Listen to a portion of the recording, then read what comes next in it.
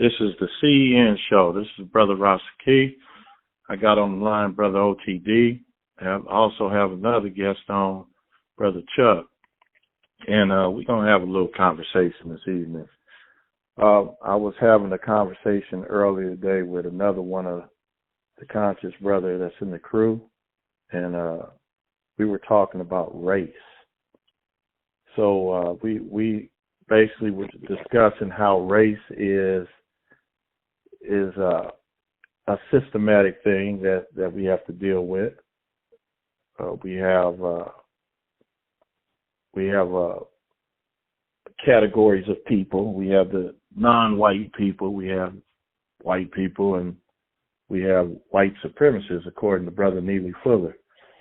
So when we were talking, we basically were saying that, in certain families, like we're people of African descent, and what do you do about people that are of mixed race?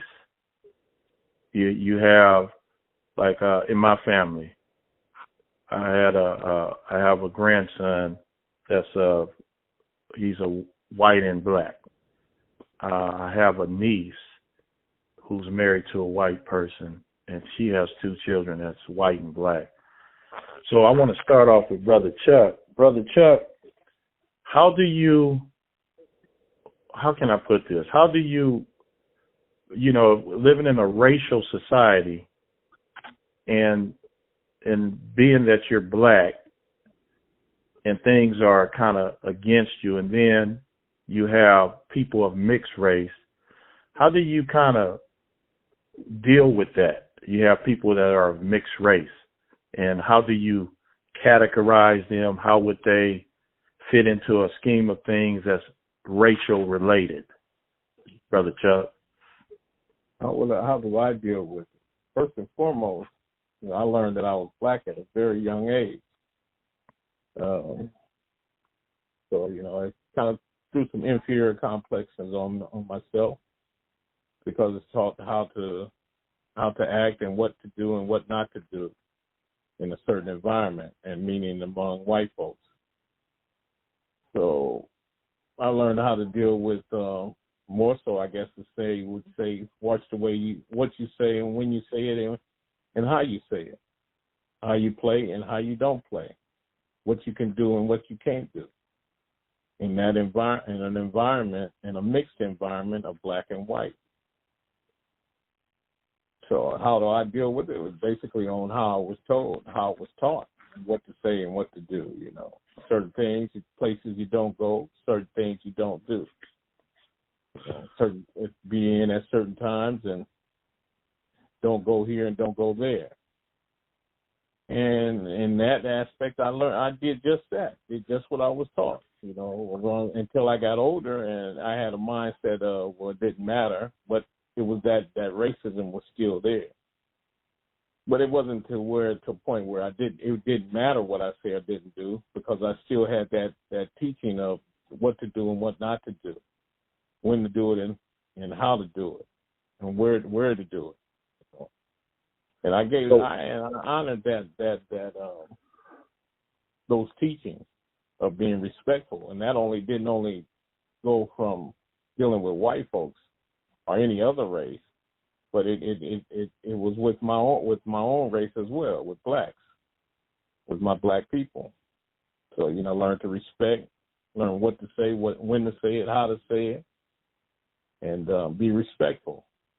So it was an all-around thing, and if I practiced it at home, and it was much easier to practice it away from home. And then, like I said, Okay, so this is what I want to get to the crux of. Now, the conversation I was having earlier is, how do you kind of include people of mixed race, like a white and black person? Now, if you have a black agenda, you're meeting with a group of black people, and you discussing, like what Ice Cube is talking about.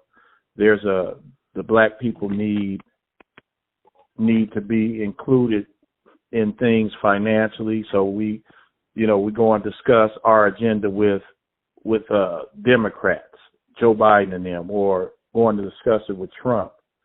How do you kind of, talk about the white and black thing, the mixed race, people of mixed race? How do you include them, and then how do you think it? Well, I guess you would have to ask them, but how do you see that? A person of mixed race, and how do you include them with a black agenda? Let's just say that. Now, is that for me or for OTC? Brother OTD? Well, Brother OTD could jump on that.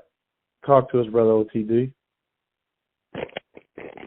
Well, good evening, young people. Yeah, yes, well, sir. that's all. That's an interesting question that you're posing. That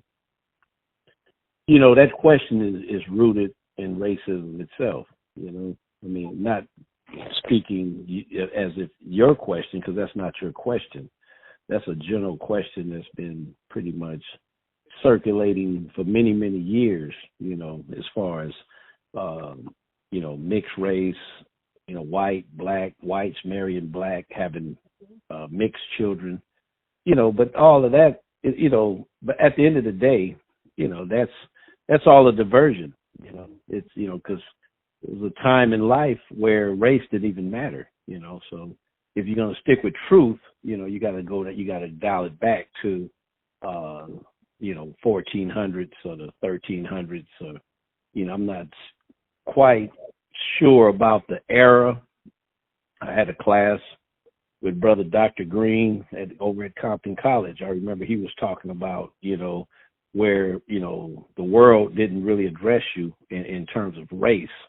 And then you got people that might beg to differ in terms of like, they say biblically and different, if you go back in time, historically, many years ago, hundreds and thousands of years ago, not hundreds of thousands, but, hundreds of years ago or thousands of years ago, as it relates to perspective, on that particular subject matter, so, but race is just that's just a weapon. That's basically all that is, but from a reality standpoint, whether it's a weapon or not, we're dealing with a reality that, although it's not it's something that in terms of truth, and race and weaponizing, although that's real, but still the reality of it is we have children, we have offspring that are from a white parent and say a black parent per se.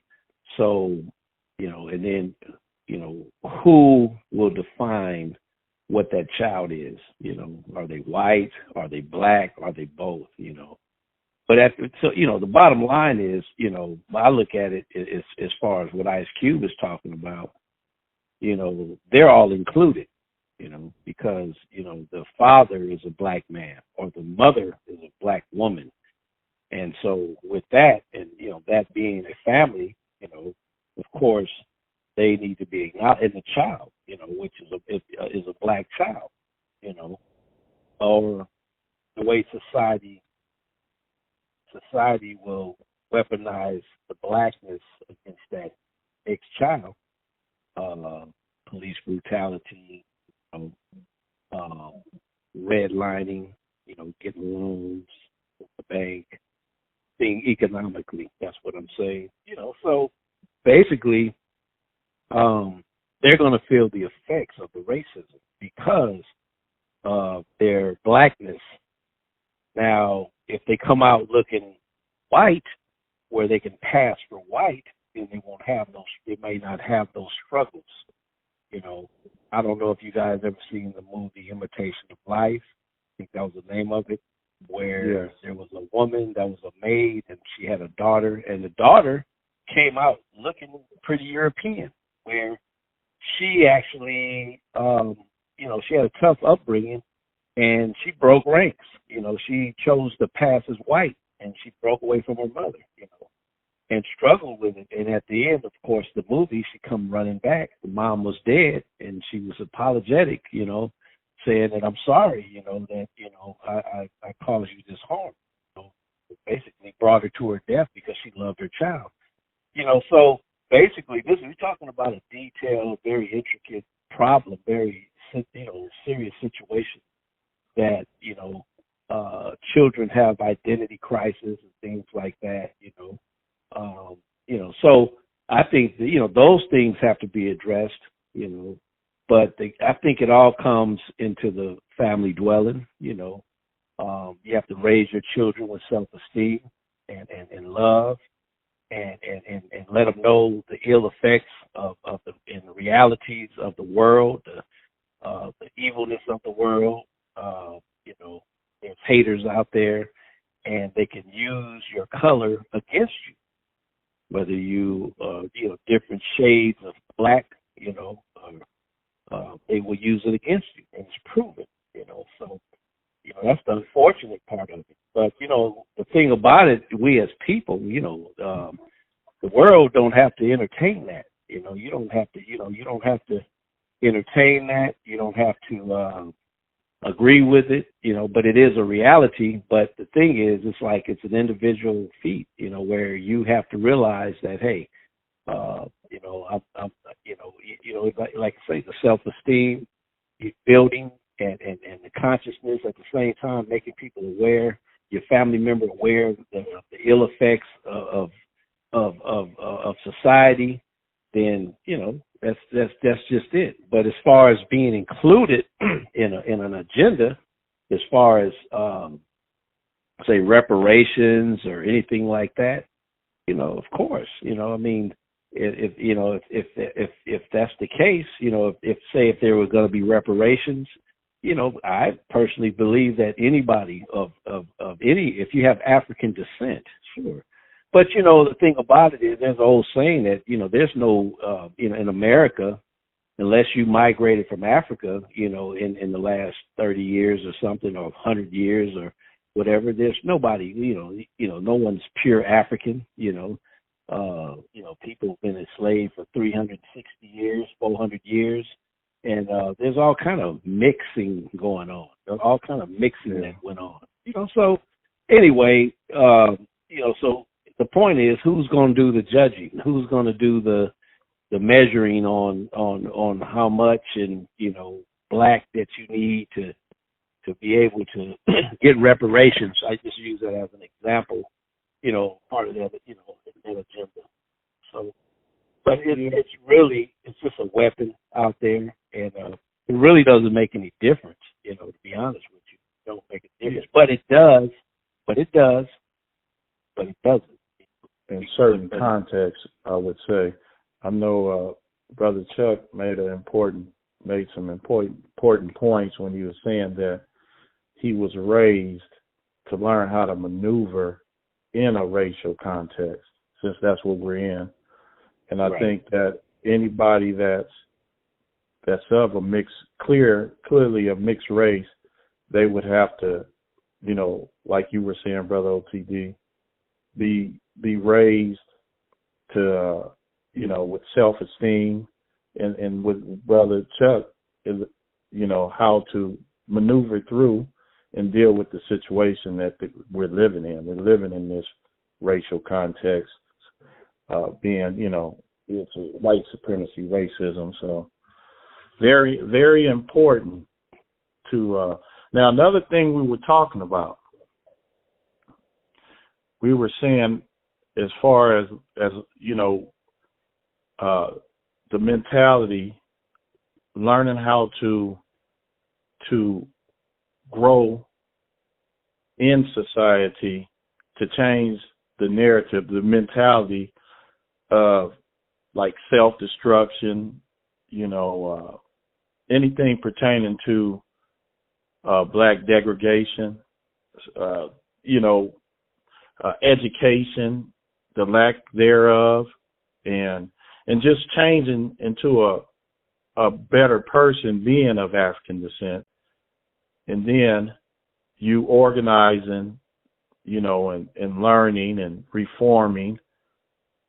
When do you kind of allow, like you're of African descent and you're changing your situation with learning, getting some consciousness about self and where you are and growing and becoming a better person, period.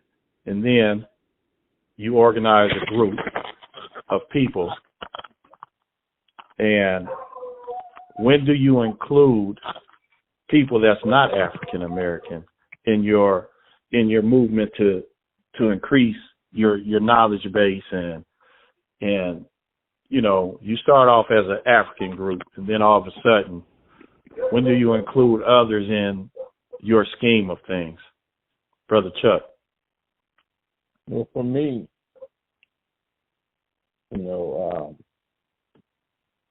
I haven't included any other race in my scheme of things.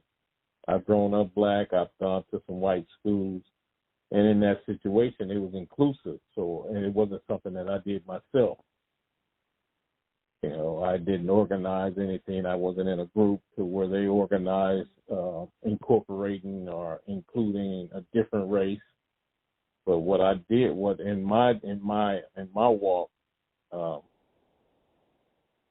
I've had faults and I've done things that weren't the best, and where I had to try to put myself on the right track, and I'm going to get that. Thank God for it. Give props to my mother that included church. Some people don't believe in it. Some people say, "Oh, it's just a gimmick," what have you. But I have to give mine to church and my upbringing. As far as not being able to stay as a young boy doing the proper thing, taught to do proper things and be respectful and so forth. Because I got off track and I drank, smoked, and along that journey, down the road, I've included gone to school, after high school, I've gone to college because I did it. I went to college on the basis of the fact that once I graduated from high school, I wasn't doing anything. It just was a 8 to 5, 9 to 5 job, and that included the drinking, the smoking, and so I realized that I wasn't doing anything, and I go back to school. So I went back to college, and in going to college, included dealing with the other nationalities, whites, Mexicans, Orientals, and I didn't join any other activities. So I didn't, as far as organized activities, so I didn't have to deal with including them in the program. So I just, in the class, I've met the other races and dealt with them on that basis. And I've had some, hear them say some things that I didn't agree with, and I learned. And in conversation, there's a few that I talk to that on a regular basis, and I would notice that they would say things out of context in a racial manner. And I used to have a mouth on myself. And in the process of that, when I heard them say these things, if I hadn't gathered myself, and I believe, now I can't say for sure, but if I hadn't gathered myself, I think I would have said some things to some people in a manner that wasn't proper. But because of my upbringing, and not having that initiative or that training of church and upbringing of things to say and things not to say or do because of the white race, I might have said something that I shouldn't have said. But other than that, I haven't actually put myself in a position to whereas I have control of including another race into my life or into something that I'm attempting to do. Other than the only thing that they were included in me is in a classroom of going to college. sports. So that question I can't speak too much on that, but I can speak on my inner reactions with them, and then being respectful even when they were disrespectful. Trying to show, not trying to show, but reaching for a higher ground and not exposing myself to the negative thoughts that they always have of us. Okay, well, that's excellent. You was able to maneuver through, those type of situations where you, that's good. That keeps you around, being able to make the proper decisions.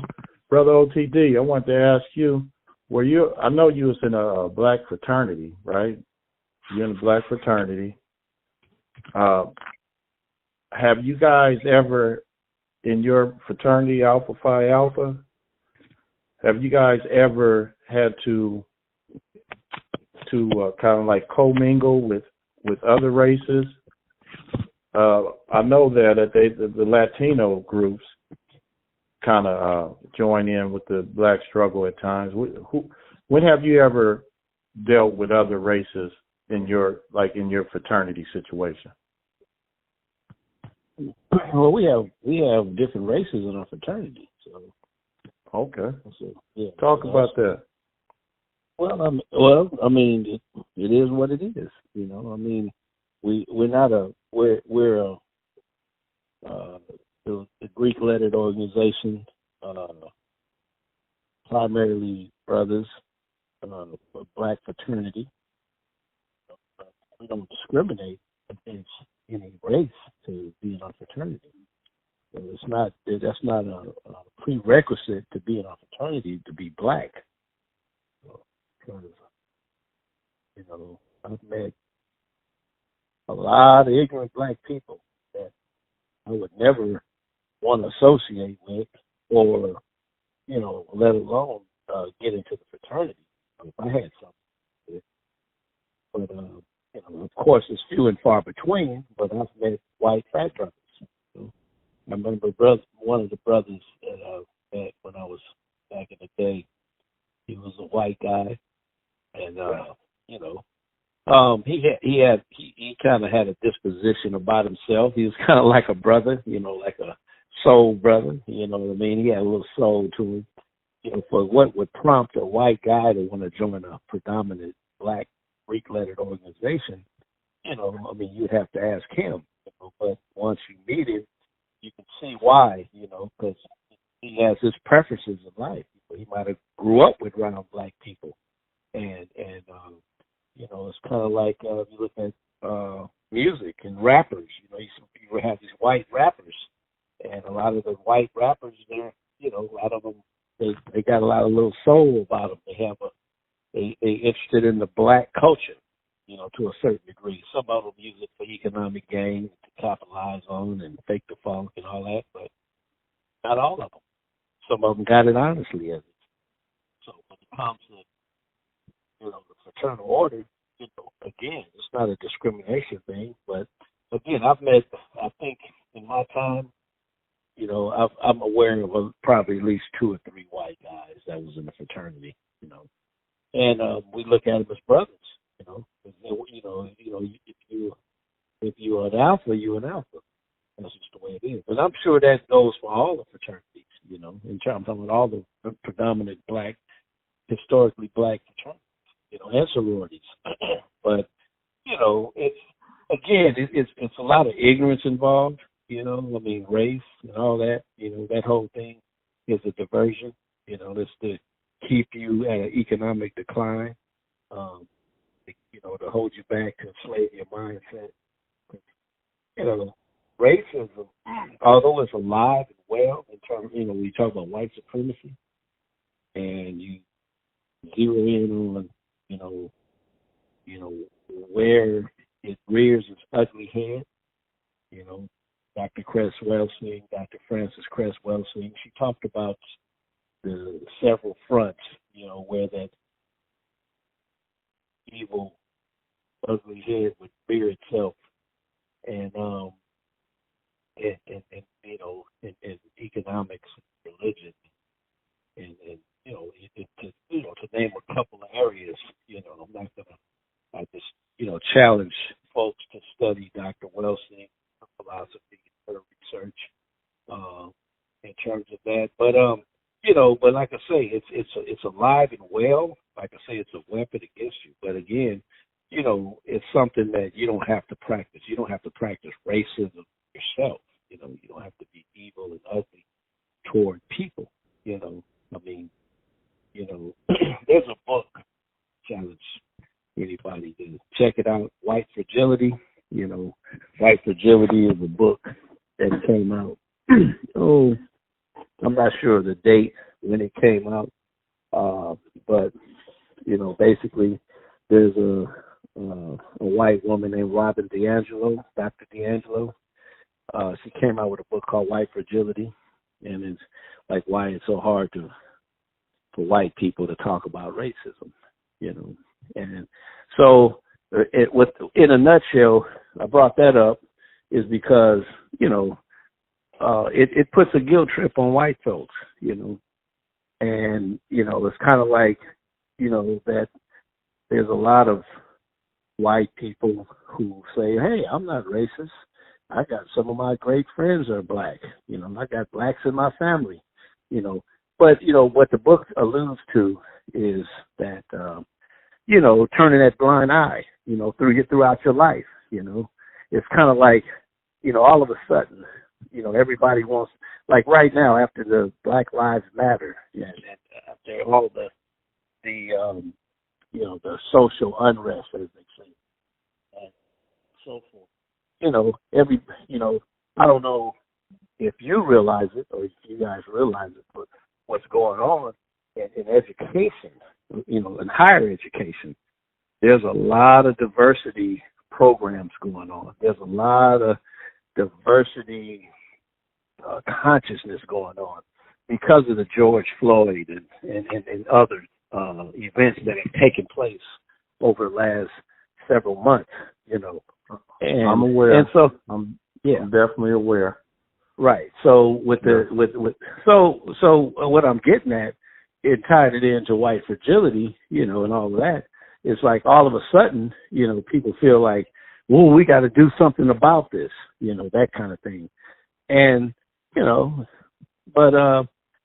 which is, it's okay to be ignorant and to come out of darkness at the same time, so, but this thing didn't just happen with George Floyd, but at the end of the day, I'm saying, so what Dr. DiAngelo's talking about is, hey, you're practicing racism. She's talking to her white, especially her white progressive whites.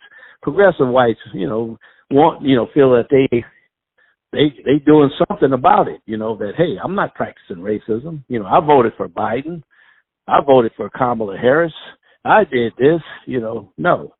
But, all of a sudden, so in other words, it's got to be a lifelong practice, and you got to be you got to be conscious on a lifelong route to prosperity and to justice and all those other things, So I said all that to say that,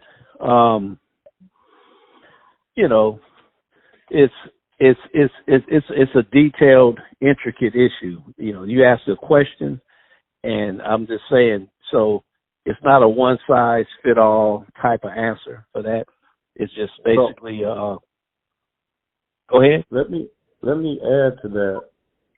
So what I've noticed, I'm in education also. What I've noticed is there was a wave. As soon as the protesting began and, the uprisings, there has been a wave of the subject of white supremacy, racism, and how to improve race relations and everything, and how to aid the people of African descent, to be treated more fairly. And so I know that the district I work in, I noticed that they came up with a position like a director of African American students, as far as coming up with programs to help aid them improve in school, and so there's been a wave of economics going towards the black cause now, and I think that people are actually taking advantage of it, and it becomes monetized. The movement becomes monetized, and I kind of noticed that. And then you have people of African descent taking advantage of that, sometimes in negative ways. So it's very interesting. Yeah. I know that Brother Chuck wanted to talk about health. So, Brother Chuck, I have information that's like general information. It's a herb and a vitamin chart that really addresses all the major organs in the body. And so I know Brother OTD, and also when I talk to you, we talk about health quite often. And we are in our mid to late 50s. So with that being said, what can people do to improve their health, Brother Chuck? Well, what I've learned after having injuries, several injuries, even before the injuries, having injuries and some surgeries and gaining an extreme amount of weight, that the diet is very important. Eating vegetables, fruits, and not eating a whole lot of meat, and having some activity in a person's life. I don't mean like just going here and going there. I mean physical activity, exercising. Whether it be with weights or without, some type of form of exercising, walking, swimming, jogging, calisthenics, some form of exercise to combat or to help with a good, healthy eating program. It helps, and all around, mentally, physically, and consciously. And I would say, in a sense, if you're conscious of what we put in our bodies and the activity we have or that we do, spiritually. So I found that eating healthy helps. If there's injuries, it helps to heal the body to heal itself. If we have activity, it keeps the body strong, especially at my age. I noticed that a lot of people at my age have gained a lot of weight. Even close to my age, mid-50s on up to mid-60s, and we move slow. We tend to just get in and out of our vehicles. We become potato couches or couch potatoes. Everything is remote. So there's, we used to have, when we were younger, we used to have to get up and change the TV channel, get up and change the radio stations, get up and turn the lights off. It wasn't no clap on, clap off lights. So, and saying that is to, a lot more movement, staying mobile, and not just jumping in and out of the car, going to the store and then go home and sit in front of the TV, eat and sit in front of the TV. Wow. Yeah, what I noticed, Brother Chuck, Brother OTD, when you align yourself with certain people that are into improving their health, and changing diets and all of that, I think it's sort of like it becomes a community of health consciousness, and people kind of vibe off each other, feed off each other. I'll give you an example. Brother OTD was doing a lot of walking during the beginning of the pandemic. And then I kind of vibed off of that. I started doing a lot of walking. And then I ran into you, Brother Chuck. You was, your vehicle was down, so you was getting around, using public transportation. And it's like, Brother Chuck, you lost a lot of weight there, So I think the vibrations, Brother OTD would talk about, when you have these certain vibes, you vibe off of each other, and it kind of contributes to you being more healthy than you probably would be if you weren't in a circle of or a community of people that does, certain things related to health. So I didn't want to cut you off, Brother Chuck, so keep going, and then we'll go to Brother OTD. I just wanted to add that in there.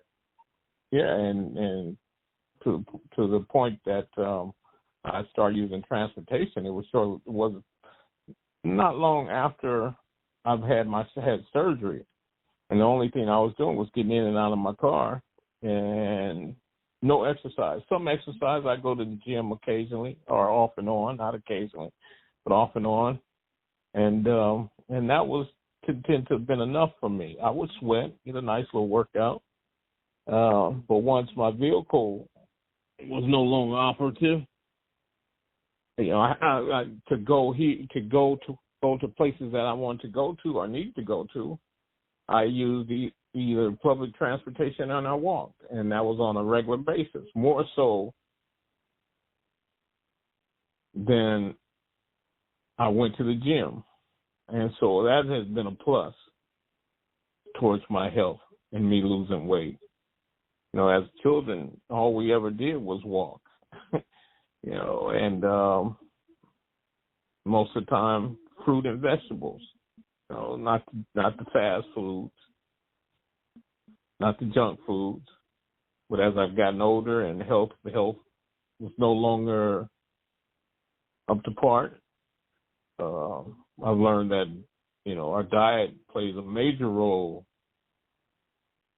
in our well-being, mentally, physically, and spiritually, and consciously. Because of the consciousness, which we become conscious in knowing that we have to do something different from what we had done on a regular basis in order for our health to be up to par, became spiritual. And knowing that we had to do something physically in order to maintain or to get to a point to whereas for myself that I could walk, I could bend, I could stoop, I could run, jog a little bit, not run because I can't run, but have a little more physical activity than I had. Because of my consciousness, it became a spiritual thing as well. So I was told that too. We don't get old from exercising. We become old from a lack of exercising, from our lack of activity. We age. The body stops functioning. The joints start to ache, and along with the foods that we eat. And that was from my head coach, who was at his age at 60. He was in top shape. Very good shape. And if you don't use it, you lose it. Pardon me? If you don't use it, you lose it. Yeah. In other words, yeah. And I took that into consideration for myself. Okay, Brother OTD. Yeah. What's the question? It's talking about health and exercise and diet. Right. What's the question? What do you have to add to what we were talking about? Were you here? No, I was listening, but I'm saying, Brother Chuck. The question is, Brother Chuck covered a lot of good ground, mind, body, and spirit, So I was just saying, what was the specific question? The question is, what can, basically, the Brother Chuck wanted to talk about health. So, of course. So since you want to talk about that, I had him chime in on what what we could do to improve our health. So basically, what can you do to improve your health, brother? Well, OTD? Hey, well, I think Chuck covered it, pretty much. I think that, of course, your diet and exercising, that's a given. But, foremost though, you got to have a desire, you got to have a desire to want to take your, your health and, your existence to another level. And sometimes, one of the issues with people, they lack that desire. And some of the reasons why they lack that desire is because whatever their everyday life is all about, we start off being conditioned a certain way. We grow up eating certain types of foods, ingesting certain foods. I know Brother Chuck, alluded to the fact about when we were kids. We had poor diets as kids, although our households, of course, our mothers prepared decent meals, coming up as kids. I like to think that they did, as far as that goes. But, we used to crave candy and burgers and fries and, fast foods and things like that. That was a treat for a kid, So when you look back into its infancy, when you're younger, you establish these bad habits. And as you get older, you start realizing that, hey, I have to discontinue certain things because, there's certain, when you go to the doctor, a lot of people, when you go to a doctor, and I'm mentioning allopathic medicine, because they talk about the markers, you have markers, you have cholesterol levels, you have blood pressure levels, you have sugar, levels and things like that. Those are markers, and when your markers are at a certain point, you have to figure out how you're going to correct those markers, So now how you choose to do that is based on, your education and understanding of how to get well, And so, I'm a firm believer in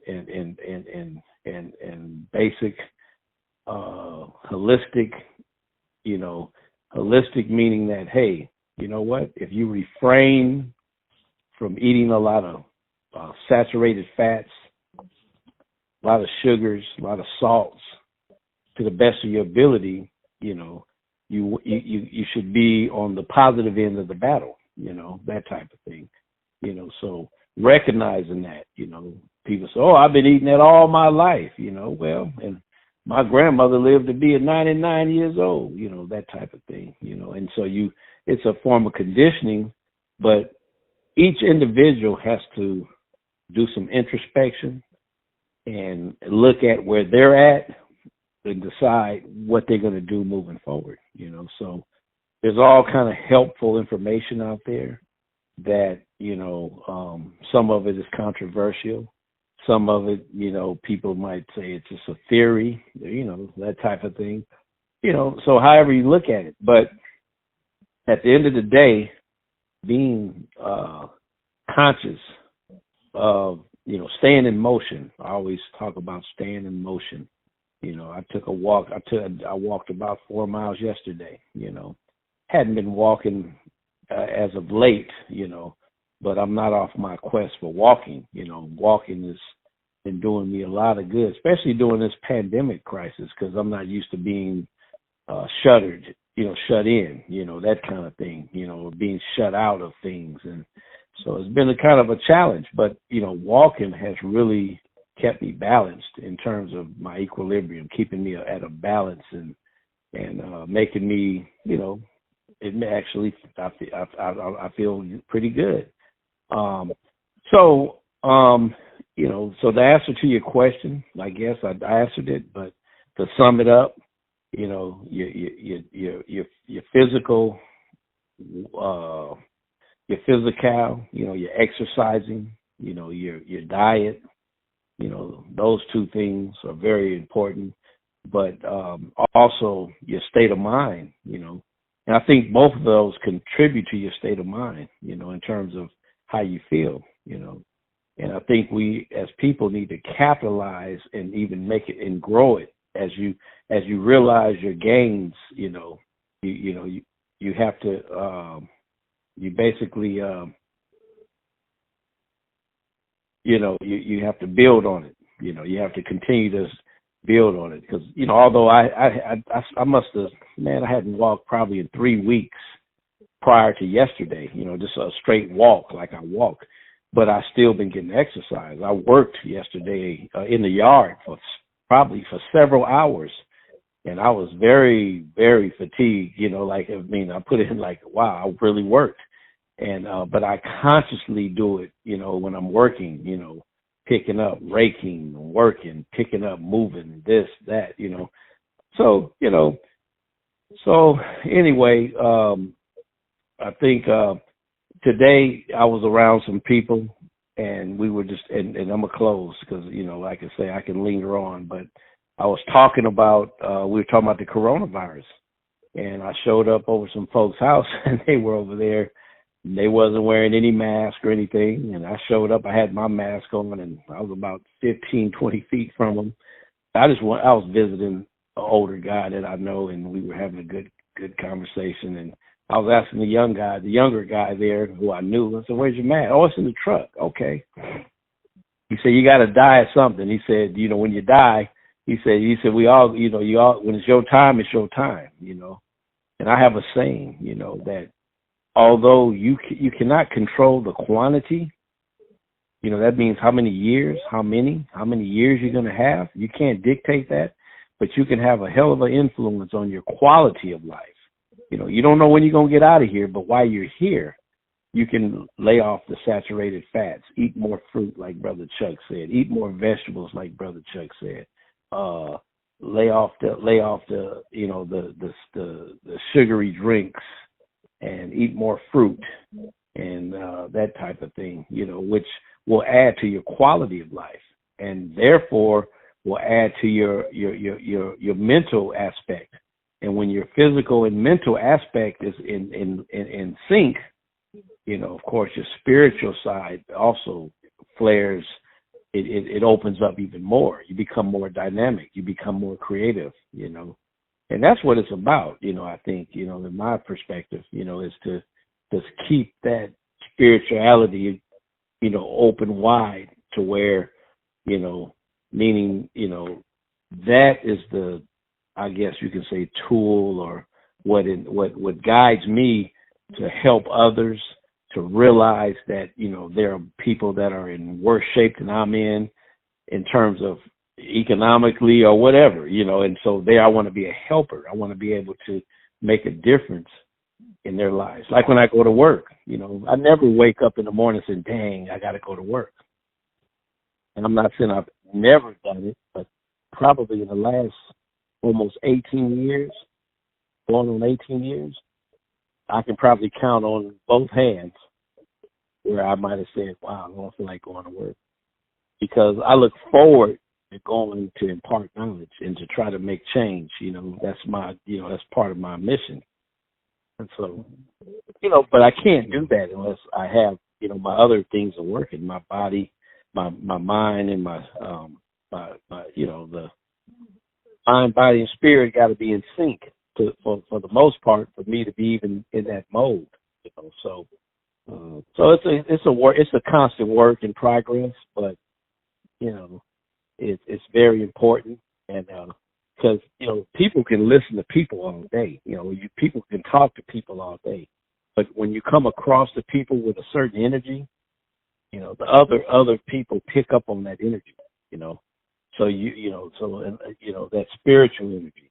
And if your spirit is down, you can't, you won't be able to convey that. You won't have that impact on folks if your spirit, because that's where the exchange goes down. You're trying to reach their spirit, because that's what's gonna, ignite them to want to do the things like Chuck is saying, take some walks and, be conscious of self and watch what you eat, among other things. So, that's it. So that what you said, that's basically what you're saying is the spiritual connection is like a motivational type tactic. Then, if you could reach them on that spiritual plane, you can motivate them to do better. Well, is that correct? Of course, it's no question, and okay. that's the difference between just running your mouth and running your mouth. Like you can go talk to a wall. You can talk to the walls in your house, and you can get more response out of that wall than some people if you don't connect to their spirit. You got to connect to their spirit. It's like churches. They connect to you. They try to connect to your spirit. Churches, Chuck mentioned church. Church, that's what they do. They connect to your spirit. Now, that's a whole nother conversation. Some might take advantage of you as well. That's what I was thinking. I was saying that, they connect to that spirit, and you do that tithing, and that's going to bring them some financial gain. But, that's another subject, Mr. Rasaki. That's another subject, but and we could talk about, because there are some churches that take that money and they do for community. They really do, and I've witnessed that. You got some honest people, but then you have some that's not so honest. But Brother OTT, let me ask Brother Chuck something. Go ahead. I noticed too that some do talk about health. They tell you, they tell people that, hey, you need to be concerned about your health. Lay off the meats, lay off the fast food. Well, look, let me interject this, and not to cut you off, Chuck, but again, because you and I have had many discussions, many times, but he's absolutely right. Just like we were on the Daniel fast. I attend church. I go with my wife, fellowship with the people. I hadn't always did that. I remember as children, me and Chuck attest to it, that when we were young, we would go to church as young children, teenagers or young, adolescents, that type of thing, going to church. We didn't mind going to church. We might have been going to look for girls, or whatever, thinking that pretty girls might be at church, but we kind of wanted to be in close to God. That's what we were taught, but again, but you're right. You have to, they were talking, the church that I have attended with my wife, they talk about the Daniel fast. It's biblical, but they say, hey, lay off this and lay off that, and I'm like, I'm all for it. I was a vegan at one time, I've studied holistic health and iridology and all kind of different things, and I was like, man, that's right up my alley. And we subscribe to that kind of thinking. So you're right. That's the productive part of church.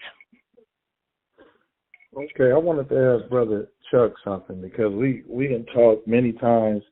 Whoever comes on the CEN show, we basically ask them like 3 foundational questions. But I want to ask you this, Brother Chuck. What is your take on the coronavirus, man? My take on the coronavirus. Yeah, what is your perspective? What are your thoughts? Yeah. I like to say this. I was listening to Front Page one morning, and okay, tell us what Front Page is, so people know what that is a program that's on KJLH, Stevie Wonder's radio station, and in the morning it comes on at 4:30 in the morning, and with the host Dominique Dupree, and they talk about Black issues, African American issues. Okay. So this particular morning, there was an open forum, and Dupree was taking in calls. She had a doctor on the show that morning, and she was allowing the participants to ask the doctor questions or to make statements, and the doctor would respond to their statements. So one caller called in, and he was talking about where the coronavirus came from and how it got started, and and blame had played the blame. He had a blame conversation. His conversation was about the blame. So the doctor responded, and I thought was very positive. He said to the caller, he says, it doesn't matter where it came from at this time. And this was at pretty much at the close stage of the beginning of the coronavirus, as we know it as being the starting stage of the coronavirus.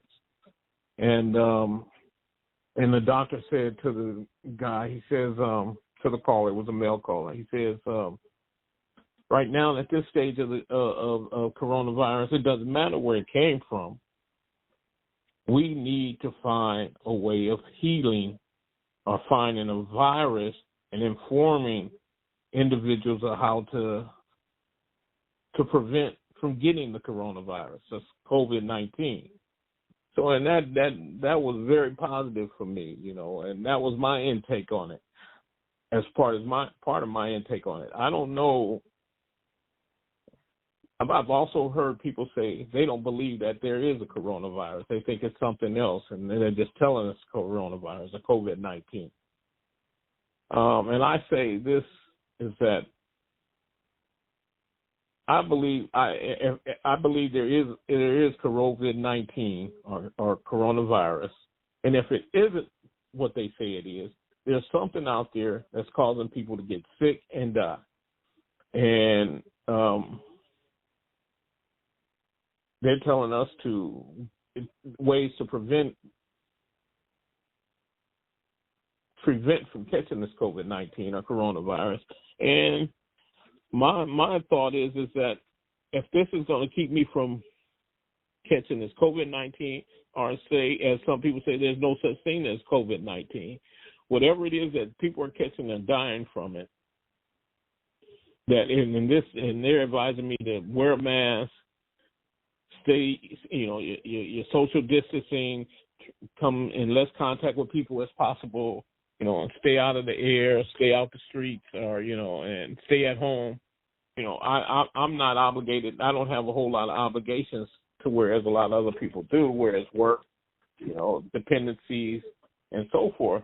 And for me, it's a lot easier. But even if I was in that position, I believe in my mindset would say, okay, I need to do what I need to do to keep myself safe and those that are dependent on me. So that's my take on it. Whereas some people, like I said, some people were saying that they don't believe that there is a COVID-19, a coronavirus. And then again, I say that this is that if there isn't something called COVID-19, people are dying from something that is different from anything that's happened in my lifetime where I'm conscious of it, and I need to do what is being advised to stay healthy. And that too, I've learned that on my health basis that certain foods to eat would help my immune system and help me to stay healthy. Now, I was on a vegetarian kick for a while, and I lost a lot of weight where we were talking about losing health, and we talked about weight and so forth, and I lost quite a bit of weight.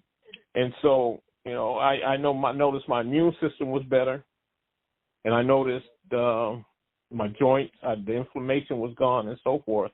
And because of the coronavirus and all the negativity along the way, I said, well, I wasn't conscious or confident enough within the diet that I had, and I kind of swayed away from the diet and started adding more meat to my diet, which because of a lack of knowledge.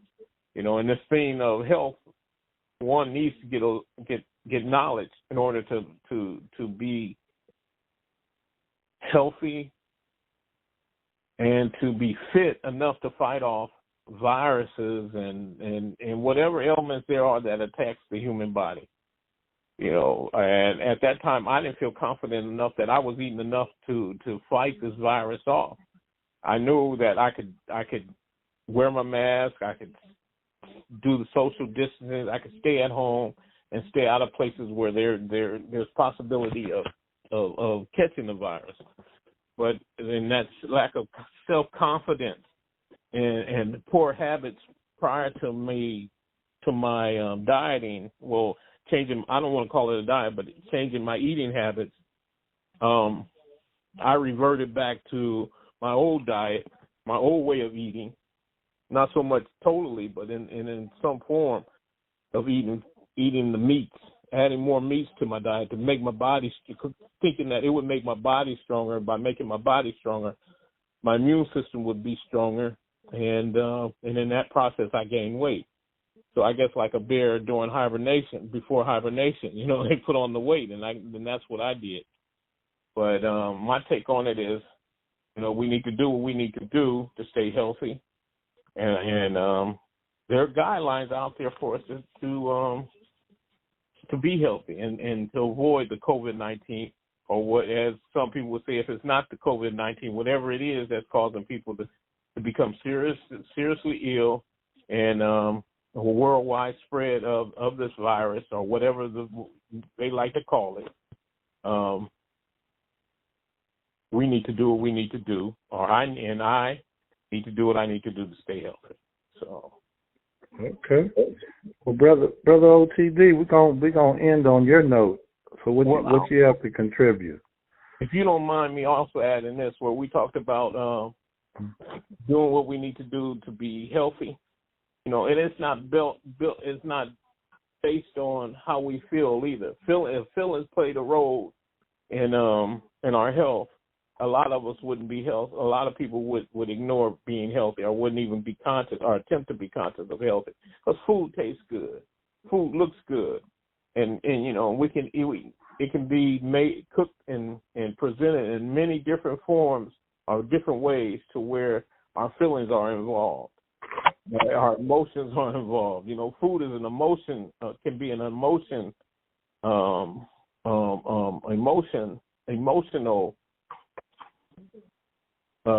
habit as well. So I heard Eric Dickerson of the Cowboys say, former ex-Cowboy player, football player, say that look good, feel good, do good. So looking good, is a motivate. It motivates us to do well. And when we look good, it makes us feel good. And when we feel good, we tend to do well. But then when it comes to dieting, feelings isn't always the key. Looking good isn't always the key,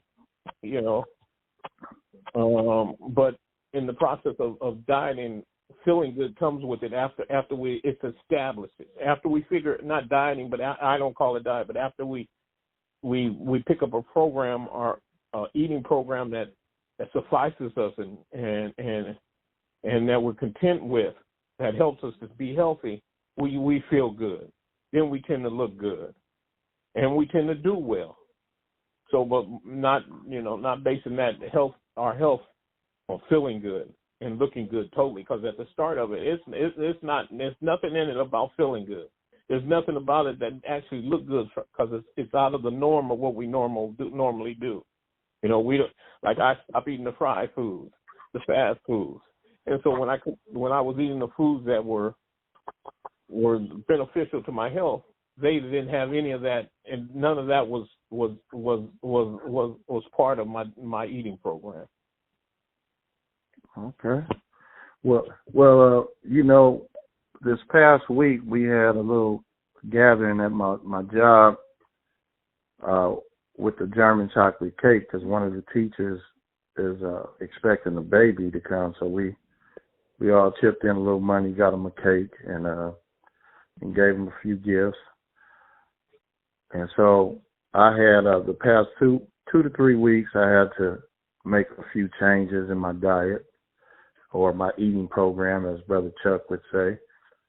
And so I kind of got back, because I kind of got off my program some, because I was eating a lot of cake and ice cream, and So I was off the program, but I got back on it where I wasn't eating too many sweets. So what happened was when we had this cake at the job, you know, the cake was, I mean, it tastes good. He's going on that taste, but you was talking about taste, what tastes good. And I told a couple of my coworkers, I said, hey, this cake tastes too good to be good. So, Brother OTD, what am I talking about? The cake tastes too good to be good. Well, you talking about that decadent, that decadence, that it's taste, conditioned taste. We brought up, I know in our families, we brought up with, the taste of food, and things we introduced to. Cake and ice cream, birthdays, those are big. That's big time, And so, it's just a habit that we were introduced to. And I don't know if we'll ever get totally away from it, but the bottom line is it's a reality, and being conscious of you say you had a little ice cream and cake, hey, have at it, if in terms of. Well, did you pick up on what I was saying? I said it tastes too good to be good. Well, I understand that. They say if it's so good, it ain't good for you, that kind of thing. It's like eating wheat germ, Wheat germ tastes like sawdust, but, it's good for you. I got what you're saying, but, at the end of the day, my perspective, is that you just got to stay true to yourself. And you got to make positive adjustments. Brother Chuck covered a lot of ground in that area where, and he and I, we talk all the time, as far as, making the positive decisions to eliminate certain things that we know that aren't good for us. But, I know people who have like what they call acid reflux, but they love to eat spaghetti or something that's tomato sauce or high in acid, but it has an effect on their body. So they have to prepare before they eat. They take certain supplements in order to offset, that so they can enjoy the taste of the food based on what they really enjoy, So I don't know, culturally, what we've been introduced to, it's a cultural thing, and Mexican food and Chinese food and different foods that we might have been introduced to in your life that might have certain tastes, especially these good tastes. But in your case, you're saying that, hey, something tastes so good that, that this is not good for me, that kind of thing. Well, all I could say is that I'm not personally, again, this is just me personally. I'm not going to be a fanatic about any of it. But I will be conscious. And when I know that I need to walk, like I took a walk yesterday, and I actually was supposed to take a walk today, but I didn't. But I can share with you that I might have did some other physical things though. Like Brother Chuck and I have had conversations. I said we got to stay in motion. And I'm just happy to talk. I'm just talking out loud. Like the next person can do whatever they think they need to do. But I know that I'm going to share. Anytime I'm advising or I'm insinuating or encouraging folks to do something, because I know that I need to be doing that or I need to be continuing to do that. So, I haven't had any cake or ice cream or candy bars this year. I haven't had any rice in over a year. Starch turns into sugar, that type of thing. I've eaten potatoes, but you gotta pick your poisons. You gotta eliminate the level, because rice is a staple in a lot of diets. And there's brown rice that can supplement things, stuff like that. You can find healthier choices, but the traditional white rice. So I'm just saying. They got that cauliflower rice too. Yeah, I know. Yeah. I've had that too. Yeah. So I'm just saying. But the key is being conscious, and don't and that's number one. Being conscious of why. Understanding, like, why am I doing this? Why am I being conscious, or why am I acknowledging the fact that maybe I should or shouldn't be eating this? And the markers that I'm talking about, the doctors that, in the hospitals and the clinics, they have these markers, and they'll say, hey, your blood pressure is this, and your cholesterol is at this level. And, so anyway, so we have to make some personal choices that's going to benefit us.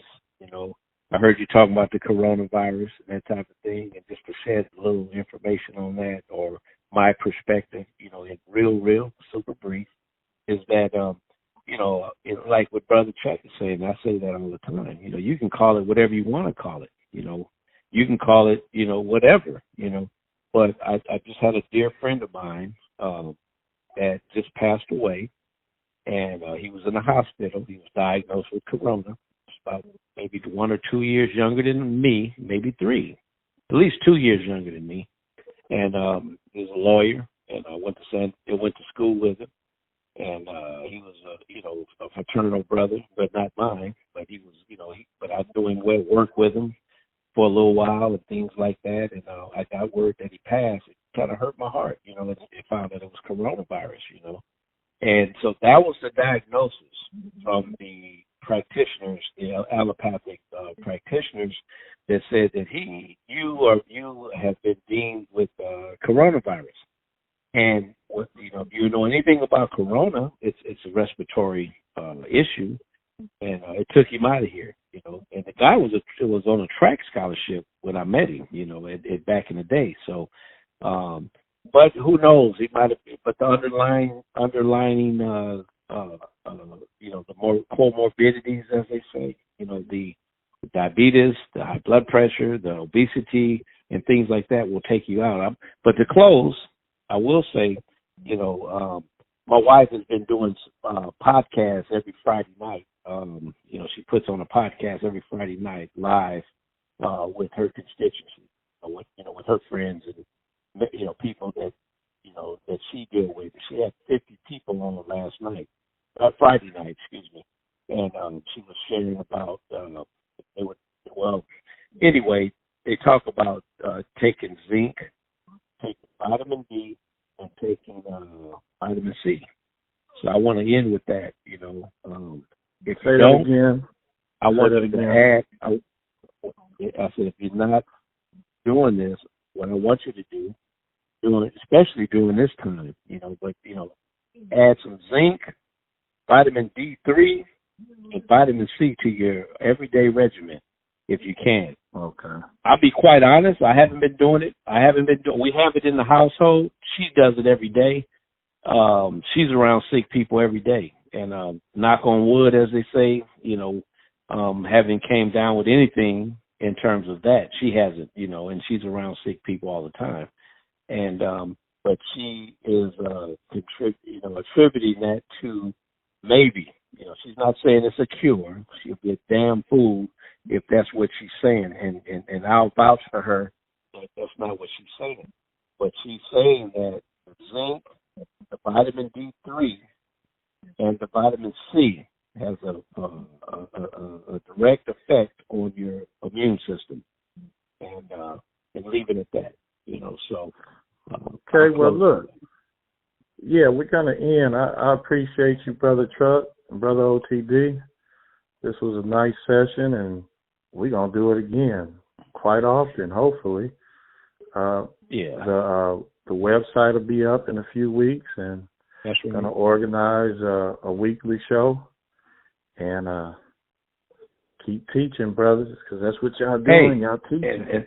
That's right. And, I want to just give a shout out to Brother Rasa Key for opening up this dialogue, because, this is the thing that has been lacking in the community. It's this basic, very basic communication. I know he's a student of Neely Fuller. I am as well. But among other folks, of course, there's a lot of other scholars out there, but, in terms of keeping things very simple and basic and logical, which I appreciate. And, but this is very needed. And, and I want to say that, I want to thank Brother Chuck for stepping up and, and giving his input, because your input is important. And, we are, or you are, or Brother Rasaki, we're no better than one another. We're just here to disseminate information. We want to give our honest thoughts, and then we want to be able to add to the good, and that's the name of the game, and I'm getting ready to open up a resource center for the community where I'm at, just in the community where I'm at, and that's, in the next couple of months, hopefully it'll be open to where, some of the things that we're talking about, we will be addressing those in the community, and then, of course, inviting them into this type of podcast and, in this understanding, these dialogues, making them technologically inclined to where they can use their internet and their YouTube to understand, that, hey, there's information out there, So it's empowering. It is. It's very empowering. That's why I call Brother Rasaki, all the time and say, hey, let's do it. Let's do it. Let's talk. Let's get it out there. And thank you. Yeah, thank you. All right, Brother Chuck, Brother OTD. God's grace, and I appreciate it. Stay in the race. Stay woke. Okay, brother. I will be right in on. contact soon. All right. Take care. Take care. Over and out, brothers. Bye.